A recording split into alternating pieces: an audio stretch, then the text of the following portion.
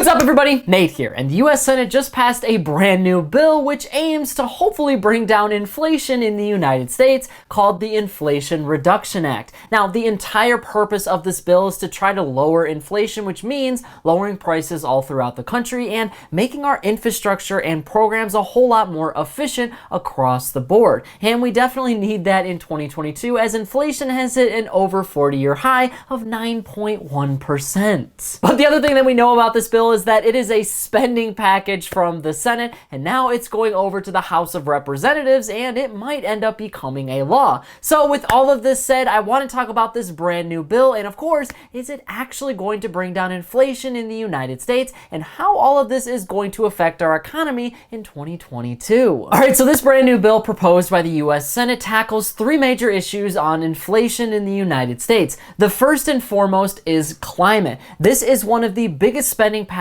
in United States history that basically addresses climate change specifically. $300 billion are now going to be allocated towards clean energy and reform in the United States, which, like I said, has never been done before. Now, specifically, what does this bill address when it comes to climate change and climate reform? Well, this bill is hopefully going to make a lot of our agriculture and a lot of our climate in the United States in terms of electricity a lot more usable and efficient for everyday Americans. This hopefully will allow Americans to be able to use our power grid a lot more efficiently in the future. A lot of this money is going to go towards solar panels, and a lot of it's going to go towards wind turbines. So we're using a lot of renewable energy sources instead of using non-renewable energy sources that can hopefully bring down costs for Americans. And of course, there's going to be a lot of tax benefits for individuals who install solar panels or who live by wind turbines and in cities that have a lot of those renewable energy sources. That means a lot of savings, which can hopefully bring down inflation because Americans won't be spending as much money on their energy. Energy prices comprise of around 33% of the consumer price index,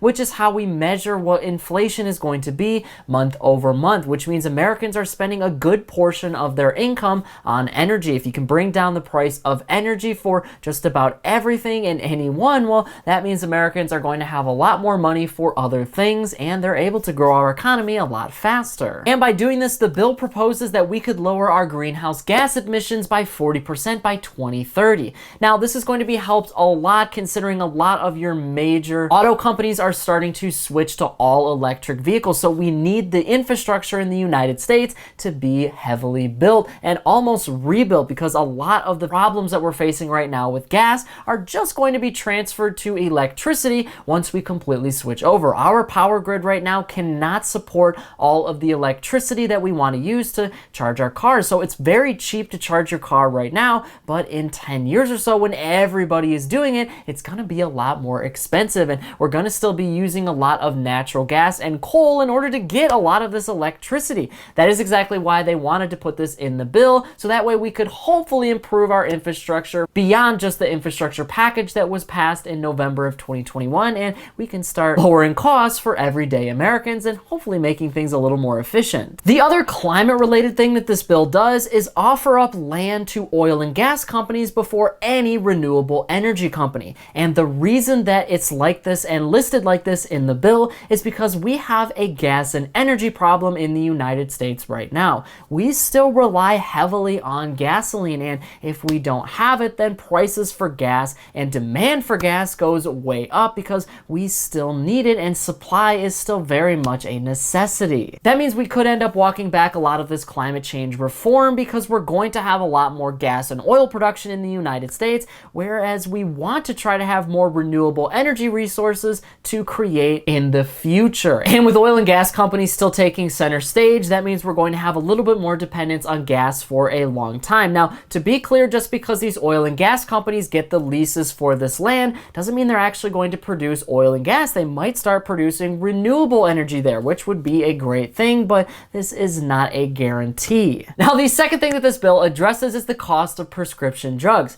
10 drugs in particular for those who are on Medicare are going to be reduced until 2026, and then at that time they're going to expand that list to 20 drugs. By 2029, the 30 most commonly used drugs for people on Medicare will be capped at a certain price point. And this bill also puts a cap of $2,000 for all individuals who are on Medicare by 2025. So you can't spend more than $2,000 of your income out of pocket on a lot of these drugs, which is going to help inflation because, like I said before, Americans are spending a lot of money on healthcare, and if those costs are reduced, then they could spend a lot more money on other things. And there was a 3-year extension on healthcare subsidies for the Affordable Care Act. The government can now keep premiums at around $10 a month for most individuals, which means that people can continue to be covered by federal health insurance, and they're going to be saving a whole lot of money. And the third and final thing that is covered in the Inflation Reduction Act is tax reforms. Particularly, any business or corporation that makes over $1 billion every single year will now have a 15% tax minimum that they need to pay. One thing that did get cut from this bill is the child tax credit. So the United States government was giving parents and families all throughout the United States a tax credit for each dependent that they have, but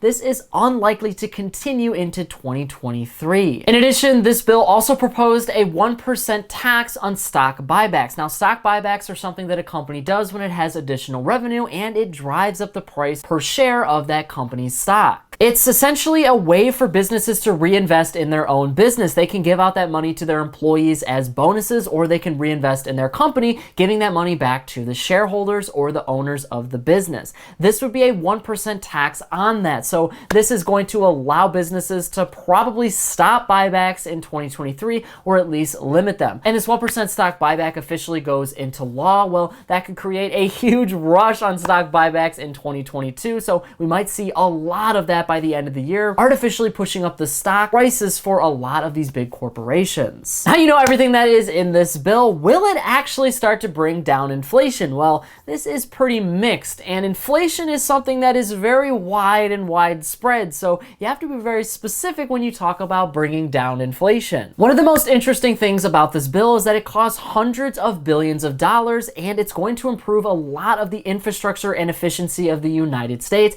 and it might bring in billions of dollars in tax revenue. But inflation by definition simply means that the monetary supply of a country is going up. A symptom of inflation is that prices go up after that, because when you print a whole lot of money, when there's a lot of money in circulation, now people go out and spend that money. That puts a lot of pressure on demand and supply, meaning supply cannot meet demand because there's so much more money. Companies have to respond and make more supply, but that takes money, time, and effort, and that all comes at a cost. They then take those costs and trickle them down to the consumer, meaning prices go up. The solution to this inflation problem has to be relative to what is actually causing inflation. And one of the biggest things that caused inflation in 2020 and in 2021 was money printing. At the beginning of 2020, we had around $3 trillion in circulation. Now we have over 20 trillion. So there is a lot of money out there and people are starting to spend it. The big argument right now is this: the government is a currency producer, so they literally create the money that we go out and spend. So if they create the money to be able to pass this bill and fund it, then won't inflation just go up? Because in theory, they're going to trickle this money down to banks and to businesses in order to get all of these things made and to make our infrastructure a lot more efficient. All of these businesses are not going to be directly from the government, they're going to be paid by the government. So isn't that just going to make inflation worse because they're printing a whole lot of money? Well, yes and no. It might cause a lot of short-term problems in the United States because, yeah, a lot of these businesses are going to boom on the New York Stock Exchange because they're getting a whole lot of money. So people are going to see that as pretty efficient business and guaranteed business because the US government is going to pay its bills and they're going to get money directly from the government to actually go out and produce these things. So employment is going to go up because these businesses are going to have to hire people and create a lot of these plans and infrastructure around the bill. That money eventually gets trickled down to the workers workers. So all of these people are now going out and spending a lot more money. So in theory, yeah, that does mean inflation is probably going to go up in the short term. In the long term, though, if we are able to pass a bill like this and actually improve the infrastructure in the United States, that means that inflation could come way down because Americans are not spending as much money as they were on certain things. We're able to improve productivity and efficiency of all of our systems. So we're going to have a lot more jobs and there's going to be a lot of that spending, but Americans have a lot more discretionary spending because they don't have as many bills linked to healthcare and also energy. The other big problem with this bill in terms of inflation is when we talk about businesses and taxing businesses. If you impose a 15% tax on businesses that make over $1 billion a year, well, that's going to bring in a lot of tax revenue for the United States government, and that's great for the United States government, but most of that money gets used to pay for bills or it gets used to pay off United States debt. At the end of the day, though, is that actually going to help American citizens? Well, there's just not enough in this bill to support that, and the reason being is because if these corporations get taxed a lot, they're probably just going to trickle a lot of those additional costs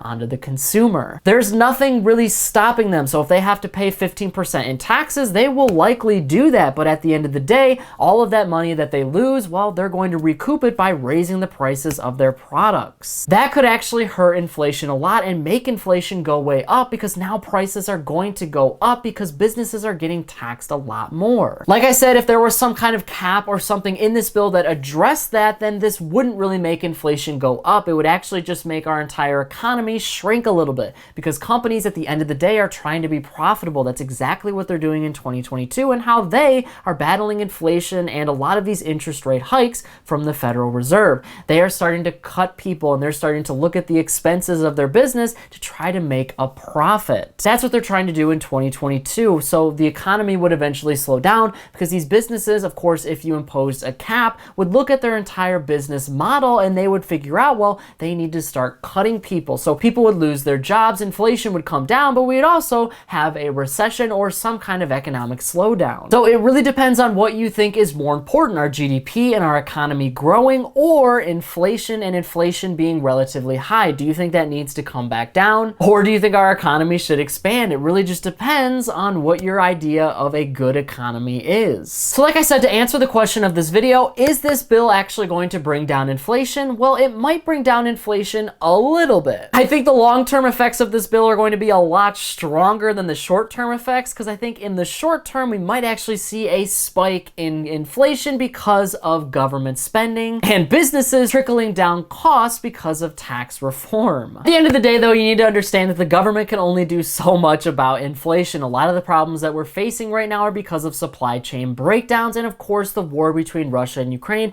and all of this money that's already been printed. The government can't bring a lot of that money back in. They can lower demand and they can start cutting costs for other things, but everything has an effect on one. It's basically like a domino. If you lower the cost of one thing, something else is going to be a lot more expensive. So you have to keep that in mind. And one thing that I want to tell you is you cannot rely on the government in order to bring down inflation. One thing I can guarantee you is that this inflation problem is going to be here even if this bill actually gets through the House of Representatives and becomes law. Inflation is going to be around for a long time. It always has been and it always will be. That's why in order to actually beat inflation, don't wait around for the United States government, because if you wait for the United States government, you're gonna be waiting for a very long time. But now I want to hear from you on this issue. What do you think about this Inflation Reduction Act from the United States Senate? Do you think this bill is going to help us bring down inflation in the short term, long term, or do you think that it's not going to bring down inflation at all and it's actually going to cause inflation to go way up? Whatever your thoughts are, leave a comment below before you go. But that is it for today's business and financial news breakdown. Thank you so much for watching. If you want to stay up to date with all the top business and financial news from around the country, our team puts together a free daily newsletter, and you can subscribe to it by clicking the link in this corner right here. And if you want to stay up to date with me and everything else happening in the business and financial world, I'm putting out updates 7 days a week over here on this channel, and I've actually got another one ready for you right here, so be sure to check that out before you go. That is it for me, everybody. Be kind out there, and I'll see you all in the next one.